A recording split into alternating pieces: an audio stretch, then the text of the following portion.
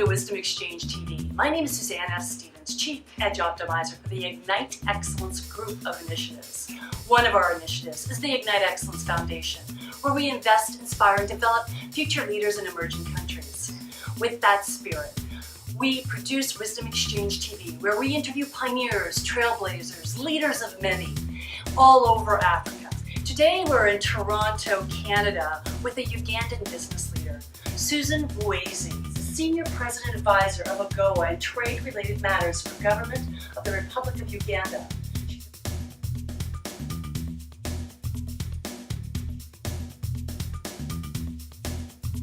Now, you're also involved in several boards, which I would list a few of those at the beginning. Which one have you found has been the best investment to enhance your business experience? Definitely, being the vice chair of the Uganda Hotel Owners Association has really enhanced because I have had good networking. It has empowered me. It has served me well in the area that I'm in. So definitely being a vice chair of the Uganda Hotel Owners, because I'm passionate about business and then it sets goals for me. Because I look at myself a few years that I will just not be an owner of only a boutique hotel. I aspire to own a big hotel. So definitely being a vice chair has opened opportunities for me, and that's what has led me to be in the Africa Travel Association as the Uganda chapter. I have really benefited from being a vice chair of Uganda Hotel Owners.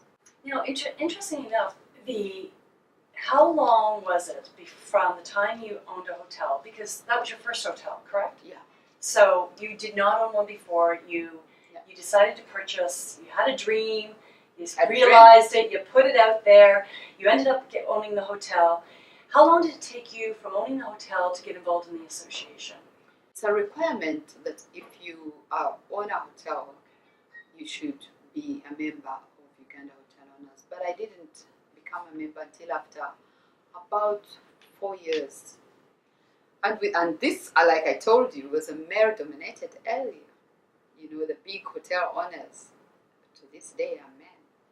So I don't know if they love my communication skills, my robbing capacity, but someone proposed my name as a vice chair of Uganda Hotel Owners, and you're voted for. So I was voted for, and my first term ended. And my second term, I was traveling.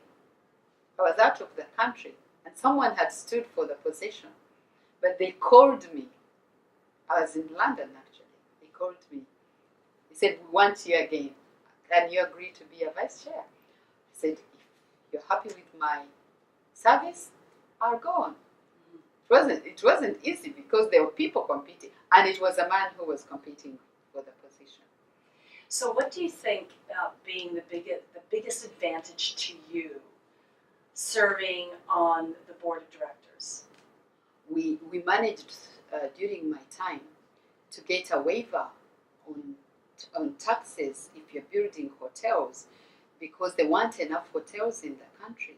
So we lobbied government to give tax holidays to people who are establishing new hotels or those who are improving and renovating on hotels. That was a great success. Now, that's from even a social perspective, that you're affecting the industry, you're changing the rules. Now, from you personally, because I'm on a board as well, and getting people involved in associations is becoming more and more difficult, and running for boards, it can be challenging, getting the right people to run for senior positions.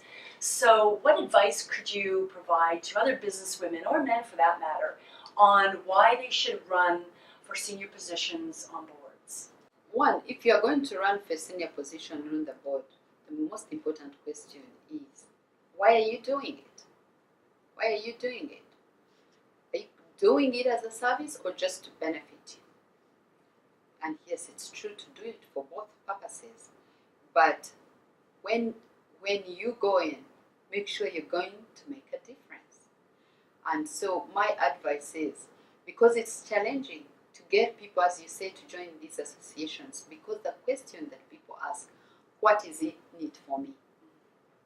Being a member of that association, we get asked for that a lot of time. For people to pay membership, for people to attend meetings, they say, what is it in it for me? What am I gaining from being a member of that association?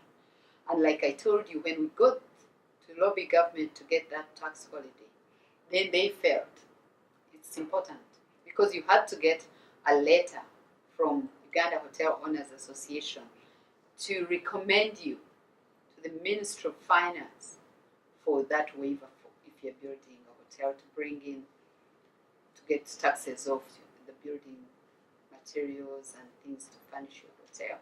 So for people then, it was easy for them to attend meetings, to do associations. But then you have to make it sustainable. So you have to continue looking out for avenues that you can do to attract members to come to that association. And you bring up a really good point, and you're talking a lot about the ROI on the return on investment of being a member. And that's a pretty easy one that you have, because if you're a member, you get this tax rebate. And that's a pretty easy one to do, but a lot of associations don't have the ability to say, are not lobbying governments or anything along those lines, and it's a lot more difficult to say this is what you get as an ROI if you're a part of our association. So your point is very valid too, that you have to continue looking for those avenues. Yeah, and there are many. Yeah. The networking, capacity building as an association, to go to not only to your government, but it's easier to approach funders or banks as a big entity than an individual. So you have to continue looking for those avenues, the networking, capacity building, marketing. We market the hotels on the Uganda Hotel Owners website. We market your hotels at a subsidized subscription. Now, at this point in your career, I'm going to move more to some career questions for you. What do you think the most significant impact you personally have made? I get a lot of young people, starting with my own girls, my own 3 girls, to know that a woman can own a hotel. A woman can create employment. A woman can achieve because of my story. I get so many young people coming to me and say, I want to be like you.